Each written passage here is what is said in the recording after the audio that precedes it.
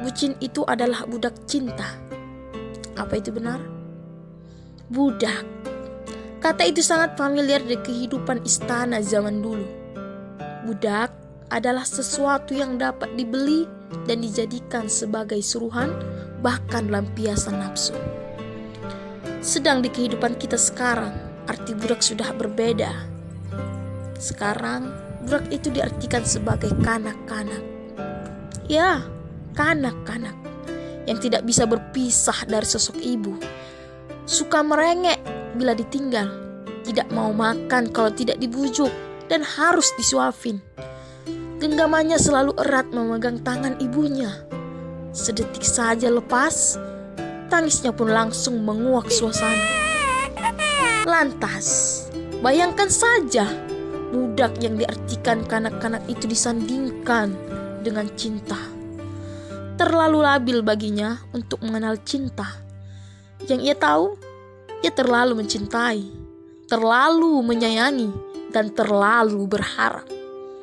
Ia tidak pernah memikirkan, bahkan tidak peduli apakah cintanya dicintai, apakah rasa sayangnya disayangi, apakah harapannya pasti atau tidak.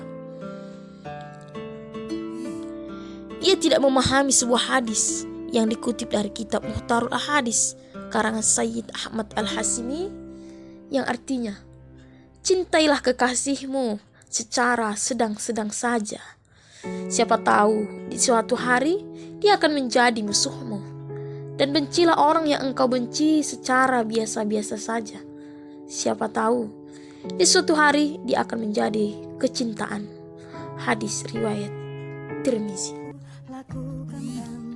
Hingga ketika cinta itu pergi menjauh untuk mengkhianati, tanpa meninggalkan kabar apapun, dia pun jatuh tersungkur, menangis tak karuan, matanya sayup mencari sosok itu.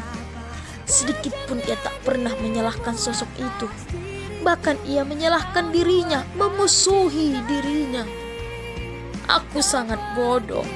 Aku telah melakukan kesalahan besar. Tolong jangan tinggalkan aku. Suara rintihan hatinya. Bagi seorang bucin, sulit baginya untuk melupakan. Butuh jangka panjang untuk mengenali dirinya kembali. Dia telah salah menempatkan harapannya. Tak sepantasnya suatu harapan disandarkan kepada orang yang sama derajatnya dengan dia. Pastinya akan berujung kecewa. Tapi coba ia sandarkan harapannya kepada Robnya, Tuhan segala makhluk. Allah berfirman dalam Al-Quran yang artinya, dan hanya kepada Allah Subhanahu wa Ta'ala lah engkau berharap. Surah Al-Insyirah ayat 8. Pasti ia tidak akan kecewa, tak akan seterpuruk saat ini.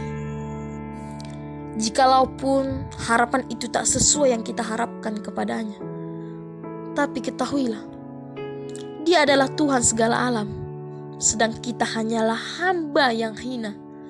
Dia lebih mengetahui dan kita tidak mengetahui. Kita hanya bisa berencana, sedang Dia yang mentakdirkan.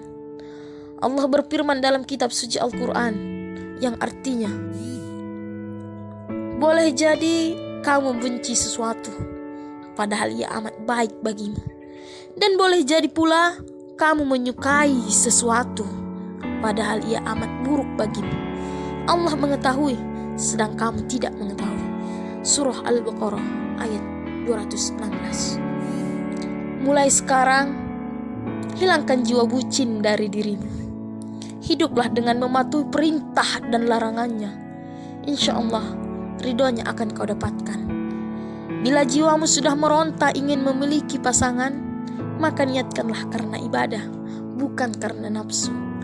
Niscaya engkau akan memilih jalan yang suci, bukan jalan yang penuh kemaksiatan.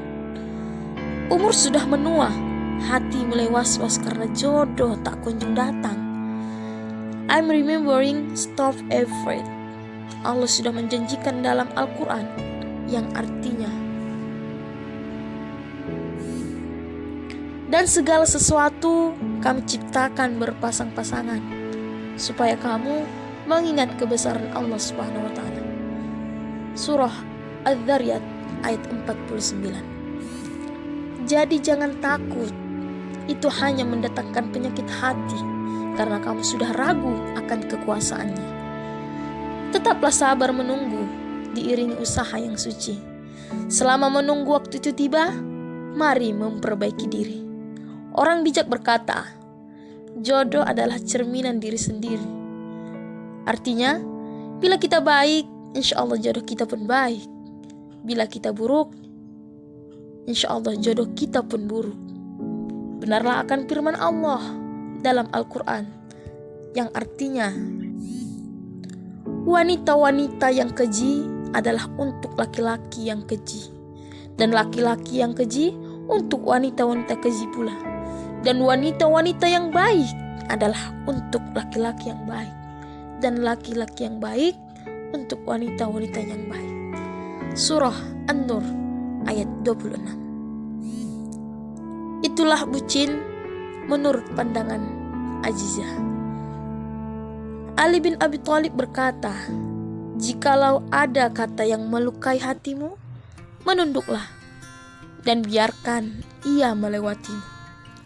Intinya, bila ada kata yang menyakitkan, jangan masukkan dalam hati, agar tidak menjadi penyakit hati.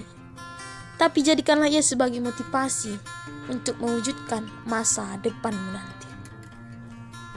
Oh Allah, you're the light that shines above. You're the reason I never give up. You're the one I try for, live my life for, give up all I have.